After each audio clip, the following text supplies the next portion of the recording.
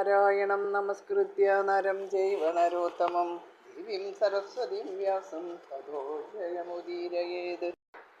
കൃഷ്ണം നാരായണം വന്ദേ കൃഷ്ണം വന്ദേ വ്രജപ്രിയം കൃഷ്ണം ദ്വൈപായനം വന്ദേ കൃഷ്ണം വന്ദേ പൃഥാസുതം സച്ചിദാനന്ദരൂപായ വിശ്വോത്പത്യാദിഹേതവേ താപത്രയ വിനാശായ ശ്രീകൃഷ്ണായ വയം നുമഃ. സർവത്ര ഗോവിന്ദനാമ സങ്കീർത്തനം ഗോവിന്ദ ഗോവിന്ദ. ഹരേ രാമ രാമ രാമ ഹരേ ഹരേ ഹരേ കൃഷ്ണ കൃഷ്ണ കൃഷ്ണ ഹരേ ഹരേ. എല്ലാവർക്കും നമസ്കാരം. ശ്രീമദ് ഭാഗവത പുരാണത്തിലെ 2 സ്കന്ധങ്ങൾ കഴിഞ്ഞു. ഇന്ന് തൃതീയ സ്കന്ധം മുതലാണ് ആരംഭിക്കുന്നത്. ശ്രീ രാധാകൃഷ്ണായ നമഃ. ശ്രീ ഗുരുഭ്യോ നമഃ. ഓം നമോ ഭഗവതേ വാസുദേവായ. ശ്രീമദ് ഭാഗവത മഹാപുരാണം തൃതീയ സ്കന്ധഃ. അത പ്രഥമോധ്യായഃ. വിദുരർ ഉദ്ധവരെ കണ്ടുമുട്ടുന്നു. ശ്രീശുക ഉവാച ഏവമേതത് പുരാ പൃഷ്ടോ മൈത്രേയോ ഭഗവാൻ കില ശത്രാവനം പ്രവിഷ്ടേന തെക്വാ സ്വഗ്രഹമൃദ്ധിമത്. ശ്രീ ശുഗർ പറഞ്ഞു, 3-ാം സ്കന്ധത്തിൽ ഭഗവാന്റെ സർഗം എന്ന ലീലയാണ് പറയുന്നത്. ഐശ്വര്യസമ്പൂർണമായ തൻ്റെ ഗ്രഹത്തെ ഉപേക്ഷിച്ചിട്ട് വനത്തിൽ പ്രവേശിച്ച വിദുരർ അവിടെ വെച്ച് പണ്ട് ജ്ഞാനാദി ഗുണങ്ങൾ കൊണ്ട് പൂർണ്ണനായ മൈത്രേയ മഹർഷിയെ കണ്ടു. ഇപ്പോൾ അങ്ങ് ചോദിച്ച ചോദ്യത്തെ വിദുരർ മൈത്രേയനോട് ചോദിച്ചു. യദ്വായം മന്ത്രഗർഭോ ഭഗവാനഖിലേശ്വര പൗരവേന്ദ്രഗ്രഹം ഹിത്വാ പ്രവിവേശാത്മസാത്കൃതം. നിങ്ങളുടെ പിതാമഹന്മാരുടെ കാര്യം പറയാൻ ഹസ്തിനപുരത്തിലേക്ക് പോയ ഭഗവാൻ കൃഷ്ണൻ, അതായത് ഭഗവാൻ പാണ്ഡവരുടെ ദൂതനായിട്ട് പോയപ്പോൾ എന്ന് സാരം, കൗരവശ്രേഷ്ഠനായ ദുര്യോധൻ്റെ ഗ്രഹത്തെ ഉപേക്ഷിച്ചിട്ട് ഏതൊരു ഗ്രഹത്തിൽ സ്വന്തം ഗ്രഹം എന്ന പോലെ പ്രവേശിച്ചുവോ ആ വിദുരഭവനത്തിൻ്റെ സമൃദ്ധിയും പരിശുദ്ധിയും സ്മരിക്കുക.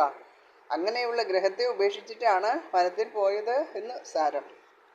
രാജോവാച പുത്രചതുർഭഗവതാ മൈത്രേയേണ സസംഗമ കഥാവാസഃ സംവാദ ഏതദ് വർണ്ണയ നഃ പ്രഭോ. രാജാവ് ചോദിച്ചു, ഹേ പ്രഭു, ഏത് ദിക്കിൽ വെച്ചാണ് വിദുരർക്ക് ഭഗവാൻ മൈത്രേയനുമായി സംഗമമുണ്ടായത്? അവർ തമ്മിൽ സംവാദം നടന്നത് ഏത് കാലത്താണ്? സ്വാമിൻ, ഇക്കാര്യവും വിശദീകരിച്ച് തരണം.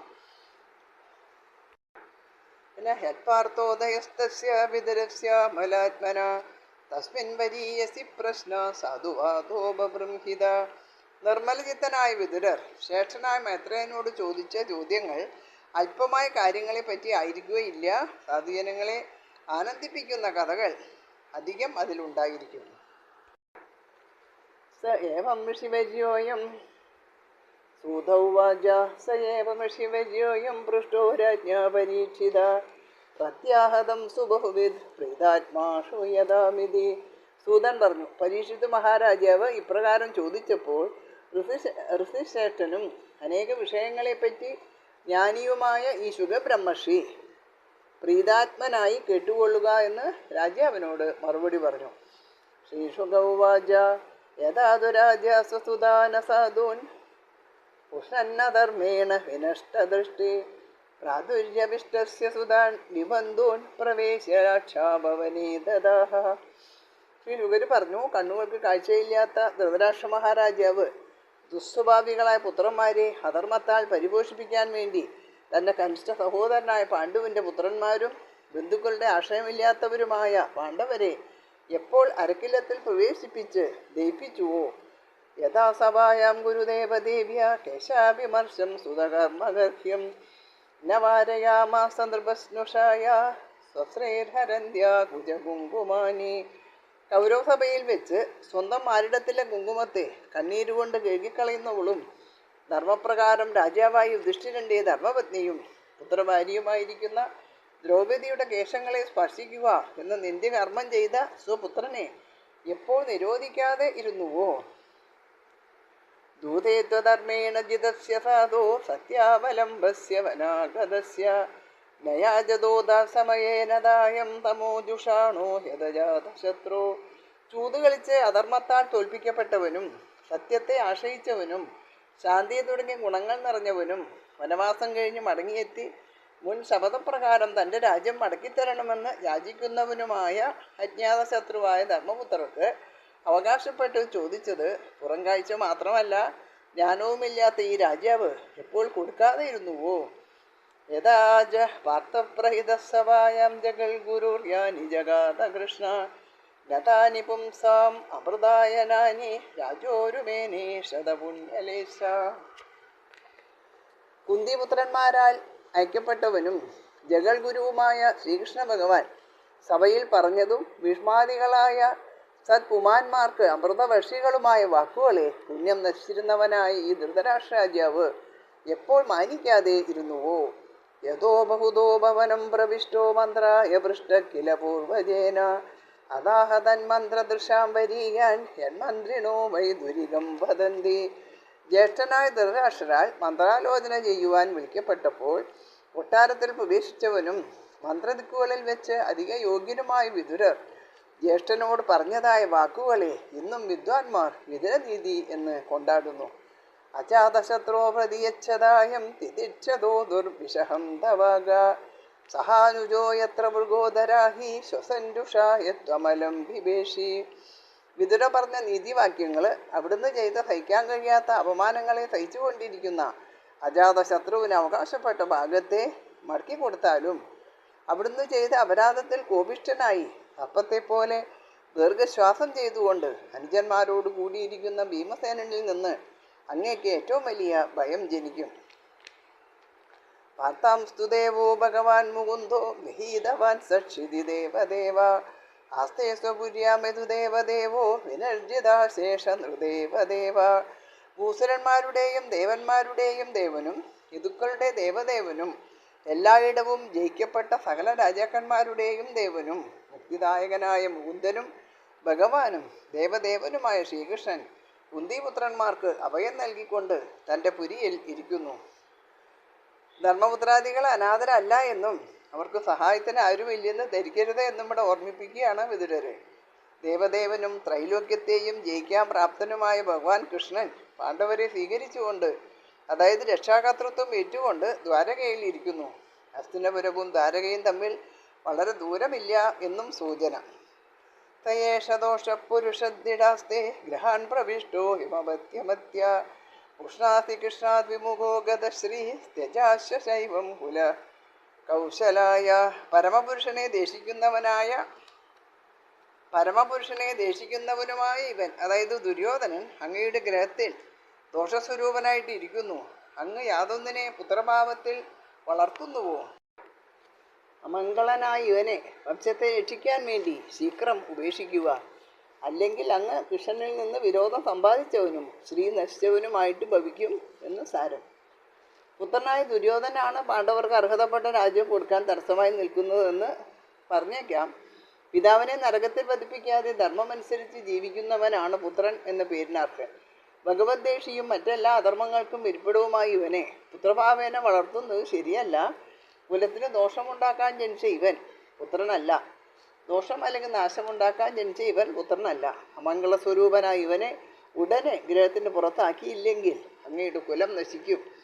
ഈശ്വരകൽപ്പനയെ നിഷേധിച്ച ഇവൻ നിമിത്തം അങ്ങേക്കും ശ്രീകൃഷ്ണന്റെ വിരോധമുണ്ടാകും എന്നാണ് വിതുരർ ഉപദേശിക്കുന്നത്. യുക്തൂജിവാം തത്വസുയോധനേന പ്രവർദ്ധഗോപസ്ഫുരിതാധരേണ അസകൃതസൽപൃഹണീയശീല ക്ഷത്താസകർണാനുജസൗബലേന.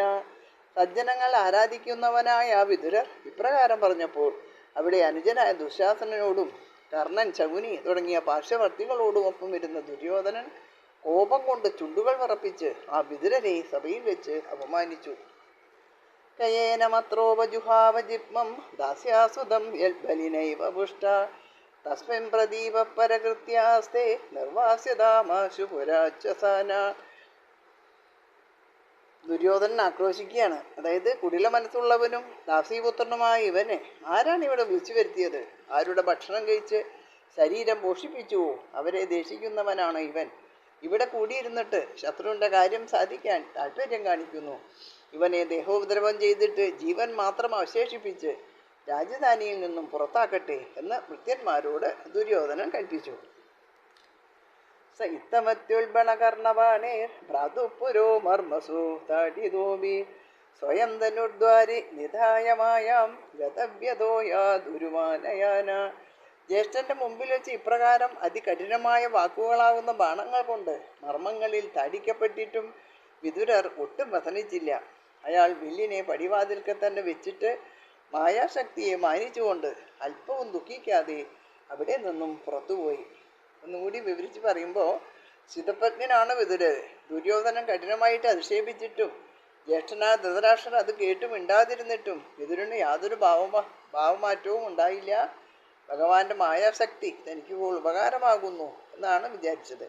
തൻ്റെ ബന്ധുസ്നേഹത്തെ പൊട്ടിച്ചെറിയാൻ അവസരം ലഭിച്ചിരിക്കുന്നു. മാത്രമല്ല, ഭഗവാൻ പ്രത്യക്ഷത്തിൽ കാണിച്ചു കൊടുത്തിട്ടും ആ ഭഗവാന്റെ മാഹാത്മ്യം ആർക്കും അറിയാൻ കഴിയാത്തതും അതേ മായാശക്തി കൊണ്ട് തന്നെ എന്ന് ചിന്തിച്ചുകൊണ്ട് ആയുധം വെച്ചിട്ട് നാടുവിട്ടു.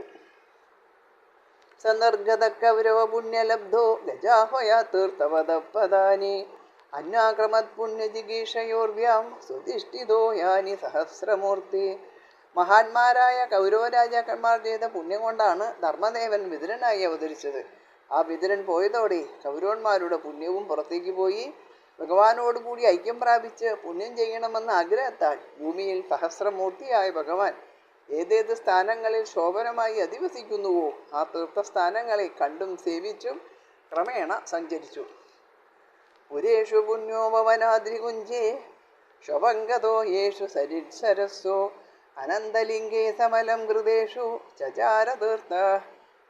ചചാരതീർത്ഥായതന്വേഷനന്യ.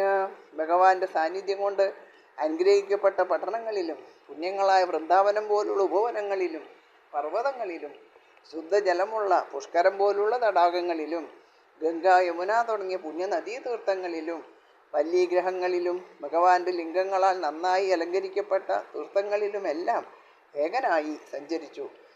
ഗാംഭര്യടന്മേദ്യ വിവിക്തവൃത്തി സദാ പ്ലുതോദ ശയനോപദൂത അലക്ഷിത സ്വൈരവദൂതവേഷോ പ്രധാനി ചേരേ ഹരിതോഷണാനി.